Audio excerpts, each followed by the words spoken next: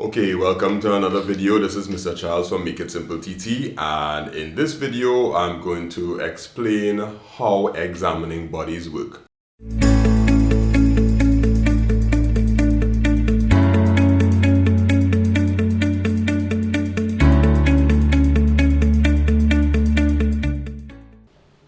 Okay, welcome to another video with Mr. Charles from makeITsimpleTT, and in this video I'm going to explain how examining bodies work. As a teacher, one of the things I have to do is I have to teach students something called a syllabus. And the syllabus is basically a layout of the work that they have to learn to attain a particular standard to write a particular exam or be competent in a particular field. Think of it like an outline of things to learn. Now, whenever you have a syllabus, that means you're learning a particular set of topics, and that particular set of topics is going to get you to, be competent in whatever subject the teacher is teaching. So I teach IT and computer science, so I'm going to have to teach you along this line. When you do the syllabus now, you write an exam. That exam is handled by an examining body.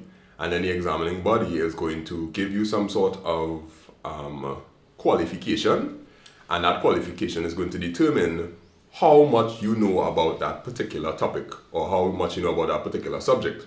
You take that qualification and you carry it somewhere and you tell them, hey, I did this exam from this examining body and I got this qualification, and this qualification will allow me to now come into your institution, which will be like a university, a job, a next type of school, or some sort of advance.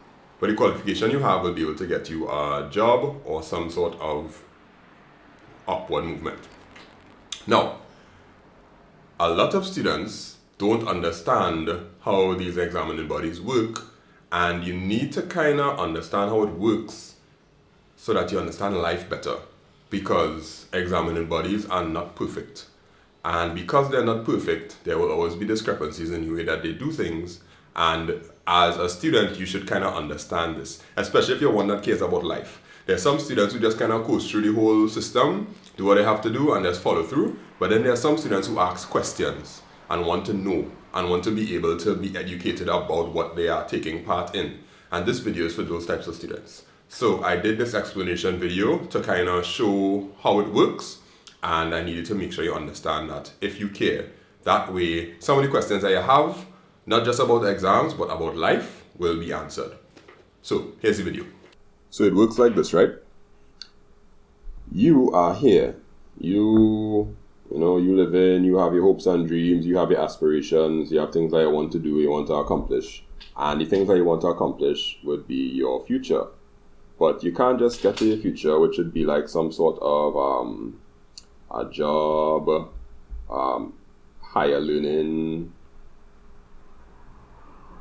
all these things you want to do. So you want to be able to work for plenty money, or you want to get some sort of BSc or PhD or MSc, whatever you want to do. Right? You want to get a master's, you want to get BSc, you want to get PhD, you want to get a job. That's your future. But you can't just get to your future just like that, because getting to your future requires you to go through some sort of process. And that process, it means you have to get a qualification. So you have to get some sort of qualification that will be able to get you these things that you want, which will be your higher learning and eventually a job that will contribute to whatever you like to do. In order to get our qualification, however, you need some sort of examining body that is going to give you the accreditation that you need to get that qualification, and then you will go on to your future. There are different types of examining bodies and different examining bodies all over the world. So we would have, like in the Caribbean, we have CXC. In Britain, they'll have GCSE. In America, they'll have like SAT. All of these are examining bodies that are responsible for making an exam that gives a solid qualification that your future is going to accept. Your future could be a job, your future could be higher learning, but they won't accept it unless the qualification is good enough. Now, that brings us now to exams. You know, in order to get to the examining body, you have to write an exam. When you write that exam, the exam is set up by the examining body. If the examining body is an independent one, you could pay them however how much money they decide is required for them to carry out all their operating costs So they might have operating costs like printing. They might need to pay teachers. They might need to pay staff. They might need to do all kind of different things, right? Now, you could pay for that. Now, what happens a lot of the time is that when you're in a country, the Ministry of Education has a part to play in this examining body, because they now have to be able to make sure that the Ministry of Education for that country, let's say Trinidad and Tobago, will say, okay, we subscribe to this examining body for all of our students, because the Ministry of Education is responsible for 100% of the students in their country.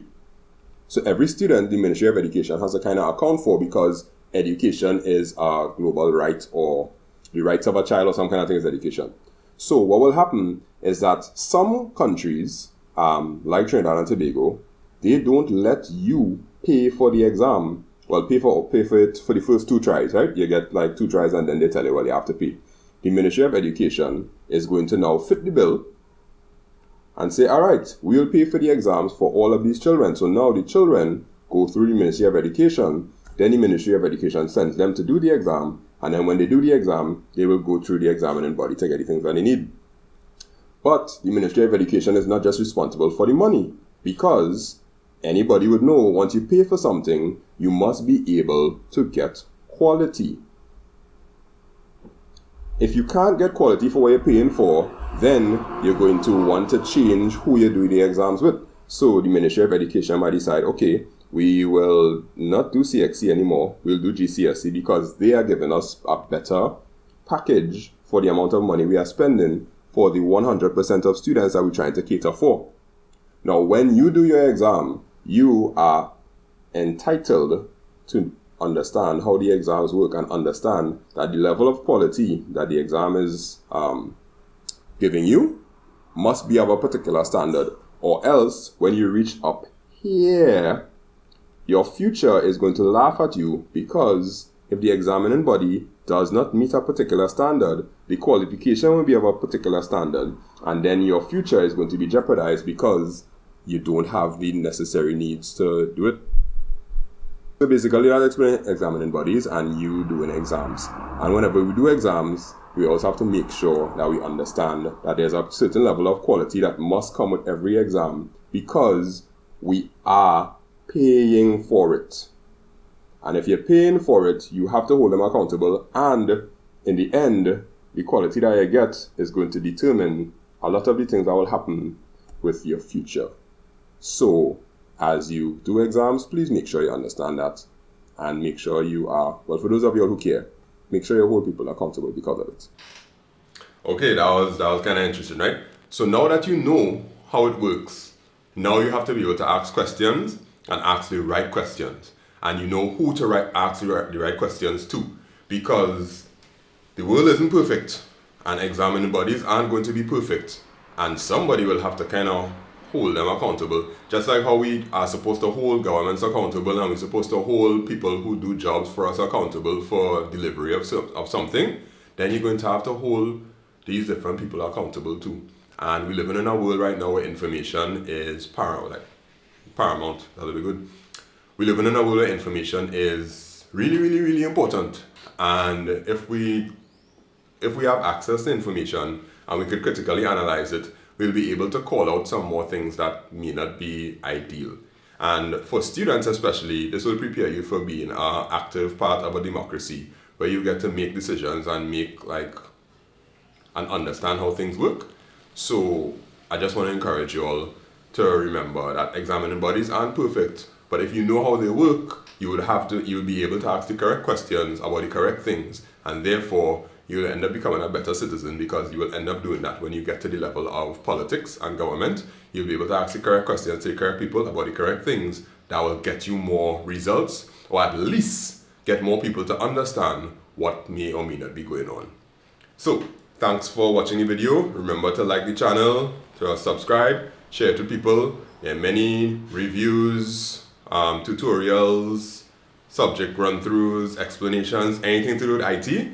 That's what makeITsimpleTT does. So this is Mr. Charles. See you in the next video.